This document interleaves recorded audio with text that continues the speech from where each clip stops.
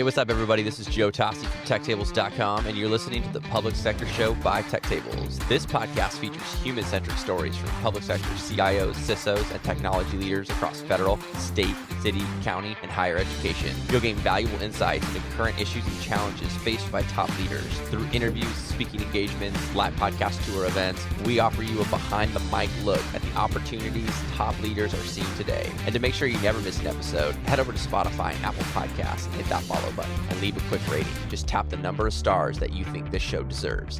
Today, we're excited to have Greg Smith, Chief Information Security Officer, the City of Seattle, Alan Ohanian, Chief Information Security Officer, the Los Angeles County Department of Children and Family Services, and Brent Byrnes, Account Executive SLED at Wiz. Welcome to the Public Sector Show by TechTables. Thanks, Joe. Thanks. Great to be here. And you might be thinking, Joe, do you now work at Wiz?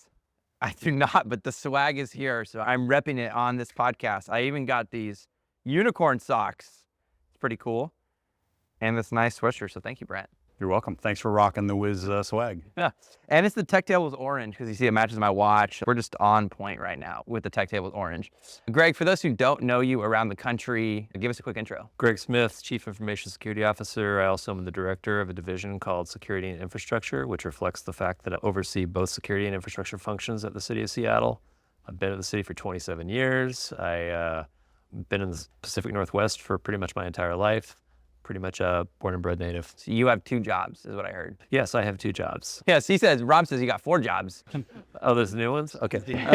You got 4 jobs. Alan, for those who don't know you, give us a quick intro. First, it's a pleasure to be here, Joe. Alan Ohanian, I am the Chief Information Security Officer for Department of Children and Family Services.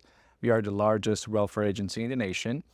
A little background about me. I come from computer science background and moved to the private sector, building cybersecurity programs from ground up. Got my master's in cybersecurity and then realized cybersecurity is about protecting business. So I got my MBA. And now at the end, I realized it's all about people. So I'm doing my PhD in IO psychology, bringing cybersecurity background alongside with the human aspect, trying to make an impact, hopefully for the better in organizations. Yeah, we had a great episode on the human firewall that I will link to in the show notes for this episode. Brent, for those who don't know you, give us a quick intro. Yeah, I'm Brent Byrnes. I work for Wiz. I am a state, local, and education account executive in the West, the best part of the country by far. It's glad to be home. I'm glad to be home. I'm a Northwest native. Grew up in Bellingham, Washington. And in keeping with the theme of this day, I'm a girl dad. So I've got 3 daughters that are in their 20s.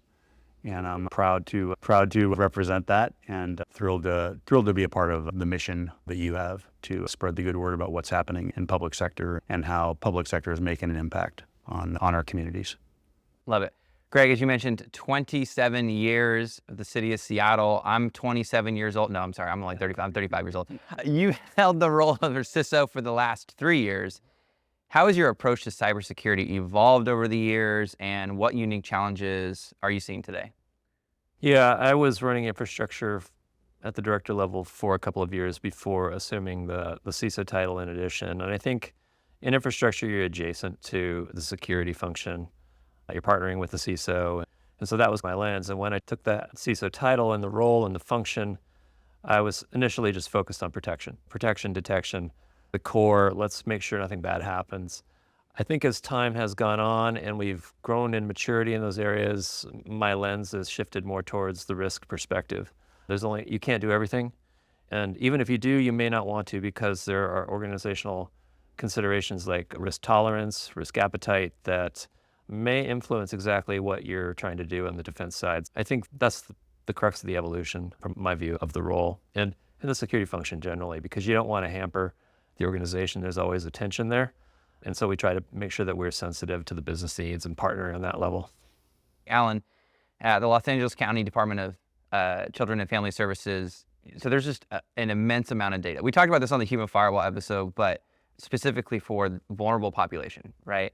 So how do you ensure that the cybersecurity measures are strong enough to protect this data? Walk us through how you're thinking about safeguarding the agency. Yeah, excellent question. So as you said, we have a vast amount of data, regulated and non-regulated data. We work with law enforcement agencies, health organizations, so you name it, we have it. I'll take a step higher. So in order to be successful and making sure your organization is protected, first you have to understand the risk appetite of organization. So I think, as you mentioned, risk is critical. There is no 100% proof solution that will protect everything, but there is a level of risk that your organization is willing to accept and move forward. Building a cybersecurity program, that's the first step, and each program is unique to an organization. I've been around different organizations, including LA County.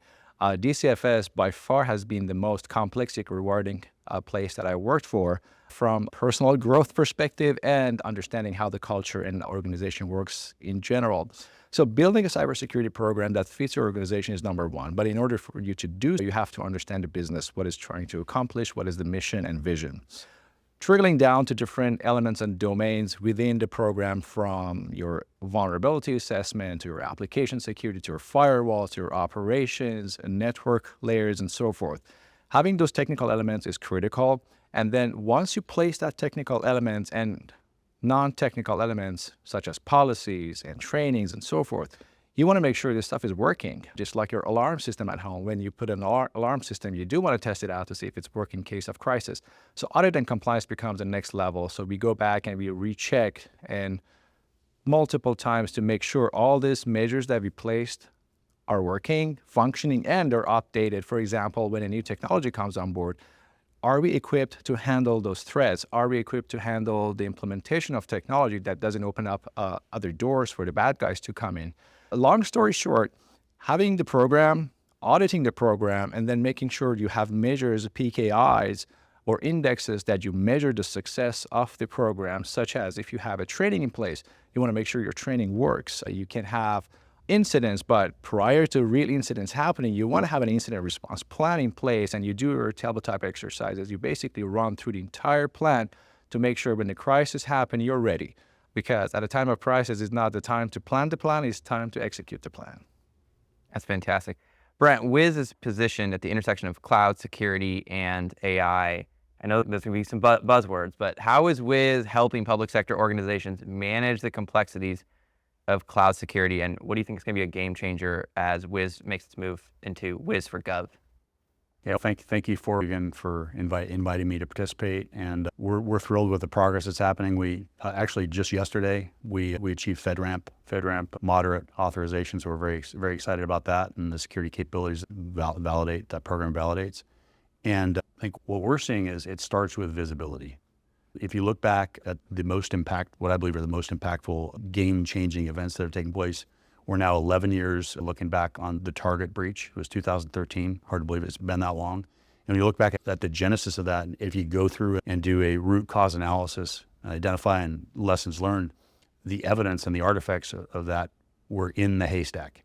And how do we take all the data that's out there and look at it and identify the most important information? So what Wiz is doing, you mentioned the convergence of cloud and security and AI. It is about identifying and prioritizing the biggest threats that are in the environment. And what we do is look for toxic combinations in that process. And how do we raise those up to the very top?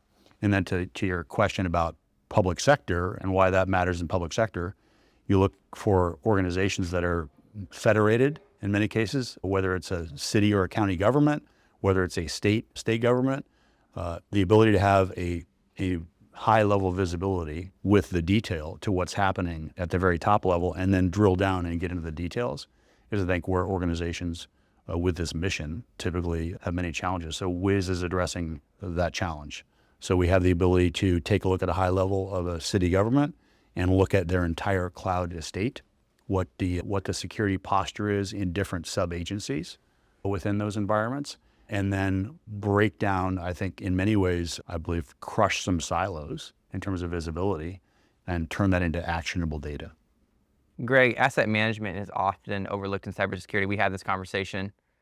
How is Seattle tackling those challenges of asset management, and how does this contribute to the overall security strategy and portfolio? Oh, it's interesting because you were talking about visibility. And I think when we were talking about, I was riffing on the NIST cybersecurity model. We're going to get to that, by the way. Yeah, okay. Yeah. I shouldn't answer that one yet. Yeah, I think as we invest a lot in protection and detection response capabilities, what's become more apparent to me is asset management and the visibility of assets. And I think you referenced to, Alan, that identifying the higher risk areas where you need to prioritize your effort becomes more of a focus in our environment. There's a lot of maturity around certain types of assets where you can put agents on them, but we're now thinking more in terms of the IoT type risks that may be on our network, OT, not critical infrastructure OT, but other types of OT devices that may be on our network.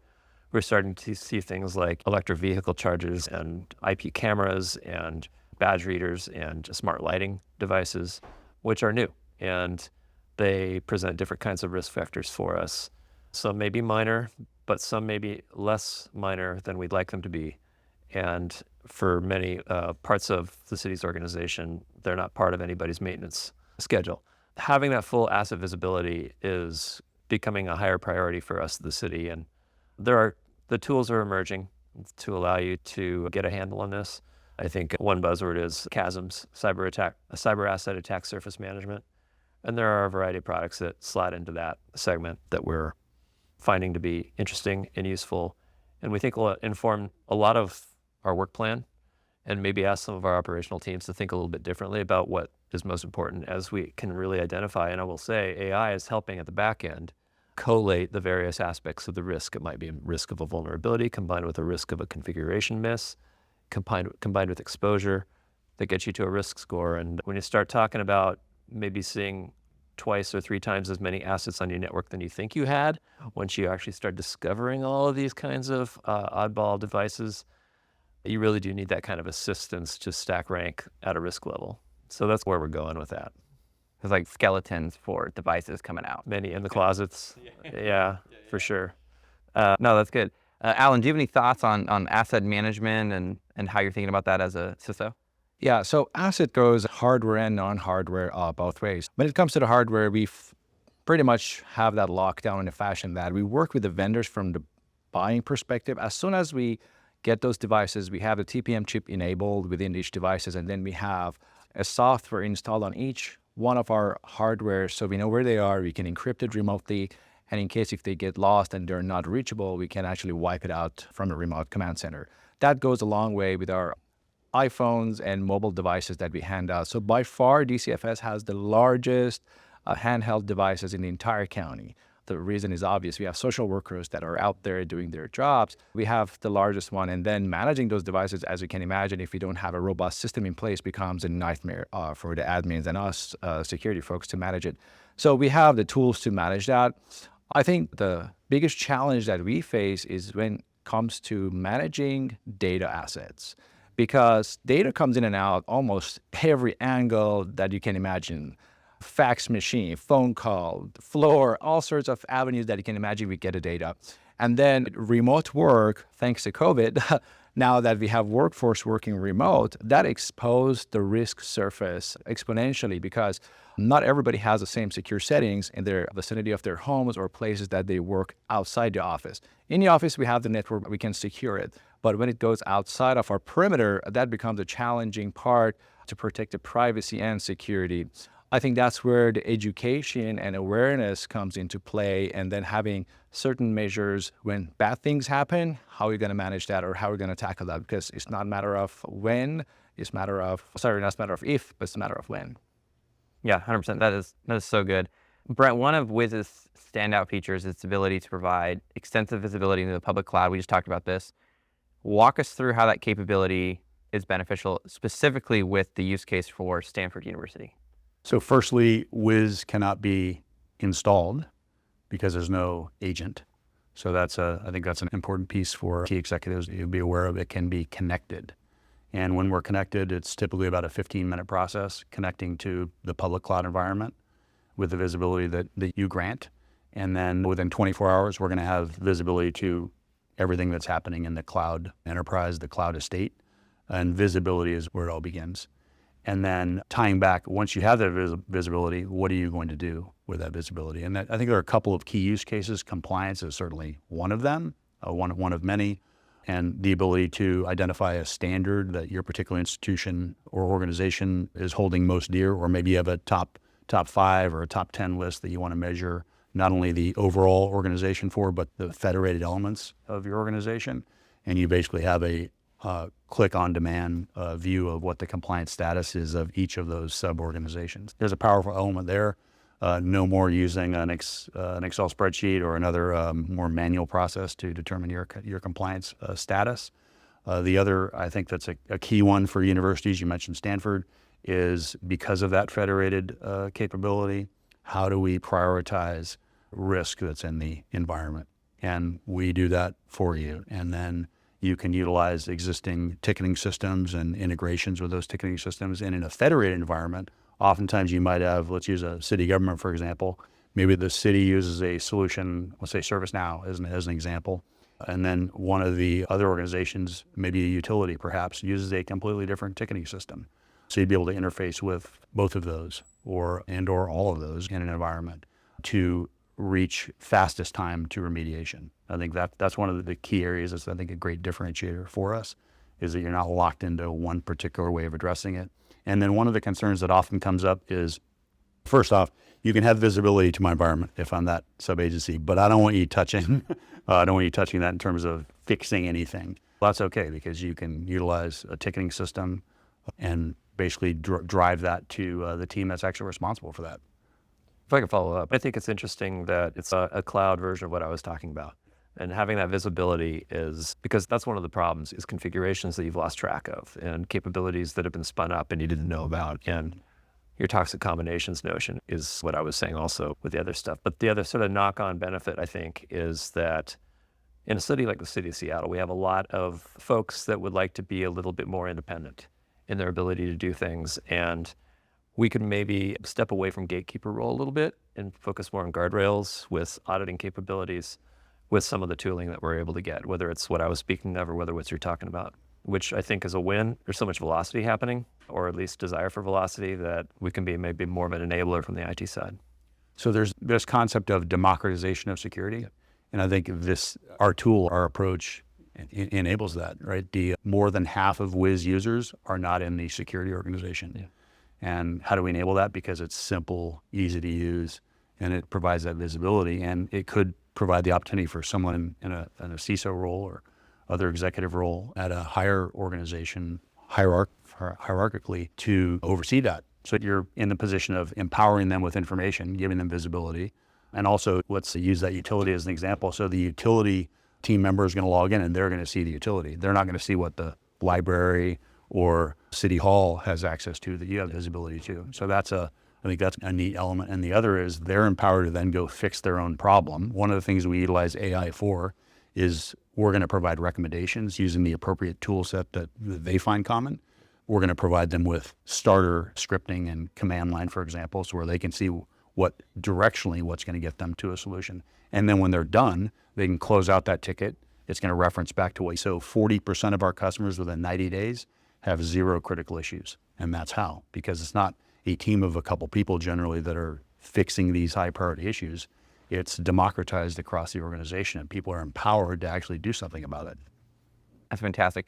Greg, last month, I don't even know what month it is. It's August right now. Yeah, last month, July, summertime. You were a featured guest speaker on our private CXO community, the Collaboratory by TechTables. We're not going to name any members in the community. We do have someone here. I don't know where he's at, but he's gonna out himself in a little bit. During that monthly Q&A, you discussed the challenges of fully implementing the NIST framework within the city of Seattle, particularly how some of the vendors tend to focus on certain steps while missing the middle piece. Now I'm going to give you the chance to hit the NIST part. First, share which steps in the NIST framework vendors often miss and how you're thinking about addressing those gaps with that. I alluded to it before. A lot of the money that's been going into the cybersecurity space to develop new toolings, new capabilities, has been focused on let's stop the attacks from happening. There's lots of capabilities out there and tools that increasingly, they improve continually. I feel that they tend to focus on protect, detect, and respond, the middle 3 of the 5 steps, with less focus on on identify, which is the asset piece, and the sort of understanding the lay of your land, and recover, which is the last piece. And so I feel like there's been maybe a bit of an oversubscription to investment in the middle 3 as a result of that. And I'm as vulnerable to that as anybody. I don't want things to happen. That's where I focus. But as we have made enough investment there, at least for now. My attention's turned to steps 1 and 5, to pillars 1 and 5. And like I said, I was talking about asset, to identify asset as a big piece of that. Also recover. And that's not so much about investment, that's about process. That's about what Ellen was talking about. Do you have the incident response plans? Do you test them? Do you do after actions when something's happened so that you can continually improve? And of course, there are technologies there as well around backups and things, but that sort of maturity piece is the other area that I think you can't really fix by writing a check. You need to actually invest time in your organization to growing in those spaces. The Seattle library was hit. Was it ransomware? I'm more going. I think I'm more going with the collaboration that No, that you're we right. had between. It was. I think the fact that it was ransomware was publicly disclosed, but yeah. It was on Google News. It was out there. But no, I think I was more going with it because you're not in charge of that. And I think folks would love to hear how you supported. The Seattle Public Library has a different governance model there, part of the city of Seattle. They operate independently in many ways. They're definitely a peer organization in the city of Seattle, and we want to be there for them. Technically, they're a different environment. They were, of course, lead responder on the incident. But as the incident was unfolding, they had some business continuity support needs that we were able to help them. We were able to enable them to continue to run payroll, to buy things, to pay for things. And we were able to do that by creating a space. We stood up hot desks for them to come over and be off of the library network and work on the city network to do these things and gain access to edit their public-facing web presence, which would be really important from a communications perspective during this incident. And there were a variety of other things like that. And it was a great opportunity because that was certainly probably not in either of our IRPs, but it's an opportunity for us through after action to grow those RFPs, to mature them. And every time you do that, I think we all sleep a little bit better because we check a few more sort of scenarios off the list that we're now prepared for. You can't necessarily conceive of every single potential thing, but you can conceive of the big picture pieces. One of the things we talk about is if you've got a cyber incident, the rest of the world doesn't see it. If you have an earthquake, if you have a winter weather event, the rest of the world understands that things are down. But if you have a cyber event, people don't see that. So the level of grace may be a little bit different. We take this opportunity with the library and what they've been experiencing and keeping the services from libraries flowing or restoring them as quickly as they can. We have this conversation with the rest of the city about how are you going to deliver your most critical services. Most important IT systems are down for X period of time. We were able to help the library with some of that, but it's been a great opportunity for us to focus on that very question right there with the rest of the city leadership. Okay, so I've got one more follow-up. And what I was thinking about was, as executives, when something happens, I think one of the first things is communicating effectively to leadership, right? So that could be city council, it could be mayor, for executives out there around the country. And then Alan, I want to get your same thoughts. Greg, when something happens, can you just walk through and just talk about the importance of communication, how much information you're looking to disclose and to city council or to the mayor or whoever, and what that looks like from a leadership position as a CISO? Yeah, you're in a bit of a, you have to be careful because you want to be transparent, but you can only be so transparent because there's an investigation underway. There may be a hot crime scene underway in reality. But you can communicate about service disruption. You can communicate with staff about what may be at risk if you start to feel that potentially their employee records were perhaps exfiltrated, for example. And these are all theoreticals. But yeah, you do need to stand up some sort of communication chain. In the case of the city, those communications would be worked through the mayor's office to make sure that we're saying the right things. And law would be involved. We have external counsel to assist with those types of situations. But yeah, that is the kind of thing that you can develop incident response plans around communications, crisis communications, and executive behaviors in the moment for stuff like that. That's great. Alan, thoughts on that? Absolutely.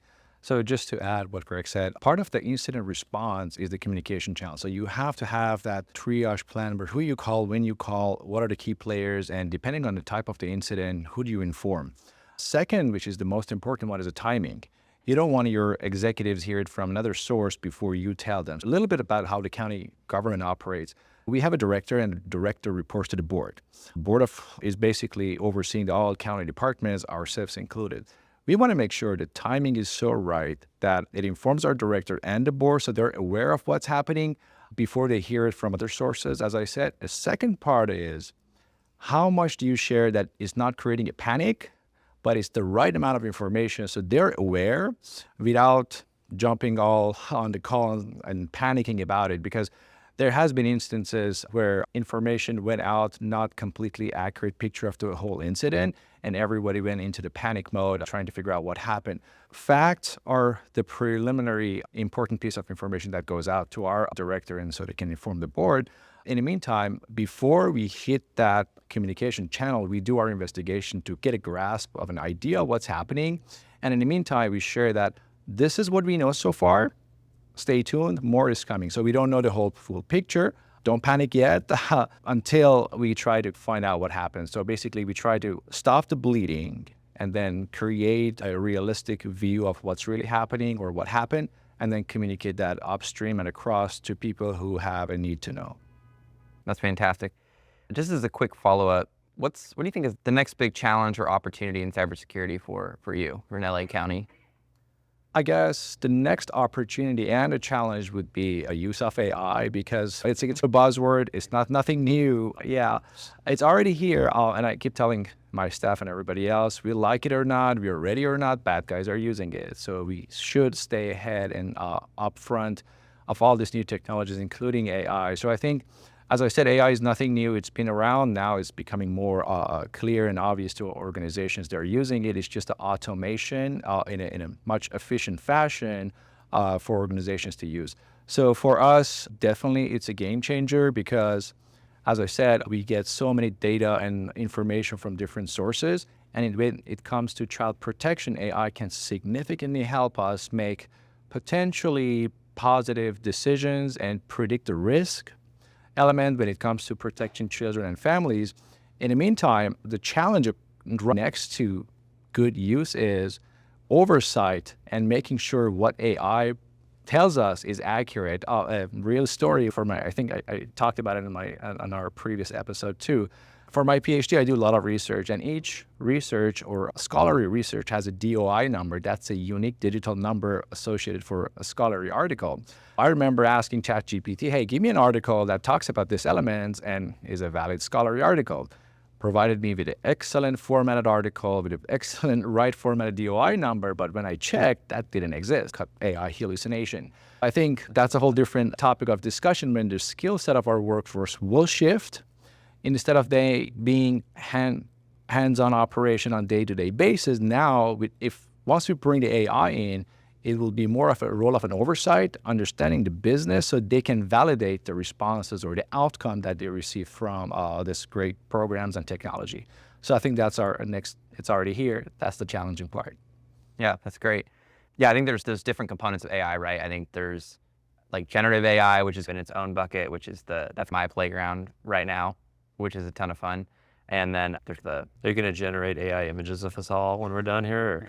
No, not AI images, but I gave this story. Oh, you just gave him an idea. I gave this story last night, but I have this giant database. We got almost 200 podcast episodes, and there are multiple guests that come on each episode. Rob Lloyd over there has been on 3 times, right? This is your second time.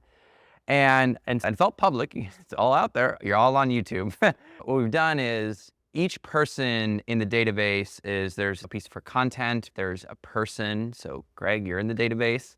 Rob's in the database, and then your agency. So Rob's been to San Jose. We've recorded 3 podcast episodes there.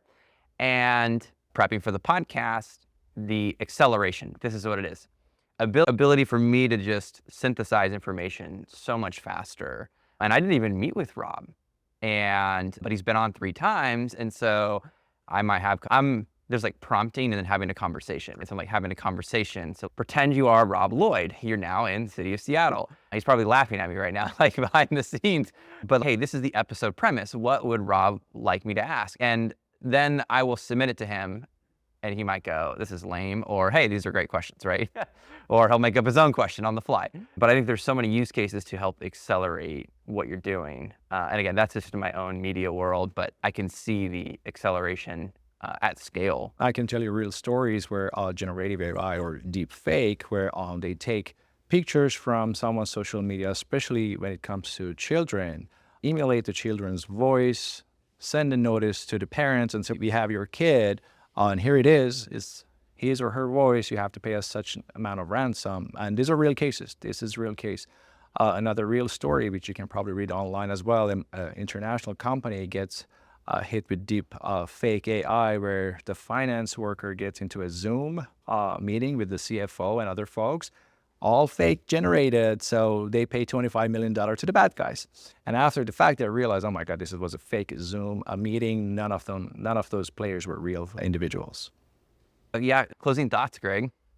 What he said on AI, I think I would say that I'm optimistic that some of our security vendors have good roadmaps to augment the defenses to hopefully counteract some of these. But one area that I'm struggling with is we're going to be in a boom time, I think, with AI-based vendors, and they'll be coming with solutions. And we're already seeing this now, that from a third-party risk management perspective, we're starting to bump into situations where we don't have the right security attestations about how these organizations protect their data, how they protect their own environments. In the past, we'd be looking for a SOC 2 type of assurance. These young companies just don't have that yet, but they have maybe amazing capabilities that our business users would like to use. So we're trying to figure out how to navigate that. You think about the type of data, and that might factor in, but that's one challenge. I think the critical infrastructure piece and the threats to critical infrastructure that we've seen more in the media are a big concern for us. We have critical infrastructure at the city of Seattle. We sit between, in the IT space, we sit between critical infrastructure and the outside world, so we know that we need to be cognizant of those threat vectors.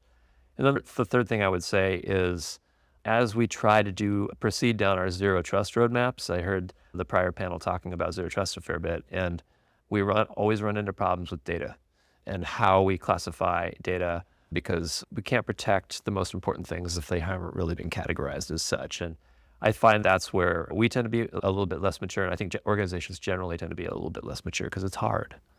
It's difficult. So Yeah, that's really good. I think just one quick follow-up. Interested, you mentioned that there's a ton of startups, a lot of great technology coming out there. How are you thinking about, I don't know if there's a program just to help startups get onboarded in public sector, or how does that conversation work when you're out in the community? And we've largely been, our encounters have largely come with those organizations establishing contact and relationships with our business customers, client departments in the city that have a business need that's fulfilled by a startup that may have an AI backend that they can do a really cool thing. Then we come in and we do an assessment as to how we feel about them from a risk perspective. And that's where we sometimes maybe run into we need to have a conversation about what the data is and how we can onboard. I think we need to think about how we can assess those organizations with a lighter weight touch than a SOC 2 Type 2 process, but we haven't sorted through that just yet. I don't know if you're nodding. Maybe you've come across this too, Alan. Yeah, no, that's a great question, because we see them a lot, especially we have so many contractors and vendors and third-party providers that they provide services for us for the children, foster homes, and etc. We have had cases where some nonprofit organizations asked us for a waiver on risk assessment, for example, or SOC 2 report, and taking that back and discussing that risk appetite that comes down to risk with our director and executive folks. Third-party vendor management has always been a critical part of it, and it's been a challenging part of most organizations, if not all. So what we have done in our contract, we have established this relationship with our contract folks and the board of supervisors, where each contractor is required to go through a certain risk assessment questionnaire, which is based on NIST. So they provide us the risk assessment questionnaire. Based on the score that we receive, we recommend certain cyber liability insurance. And then after that is a SOC 2 report. Yeah. So yes, there might be cases that we sign a waiver or exception depending on type of data, amount of revenue, and the contract value of what we're outsourcing. But we're trying to push and enforce that as much as possible, because at the end of the day, we want to protect our information and data. And what we have seen so far, most breaches happen because of a third-party vendor didn't go through the process of certain validation and accreditation. And we have also had cases where actually vendors appreciated us because we helped them help us in a way of kind of both win situation, where we worked with their security folks, implement NIST framework and the controls. And of course, it helped us to make sure that our data is in a safe hand. So we have had those cases as well.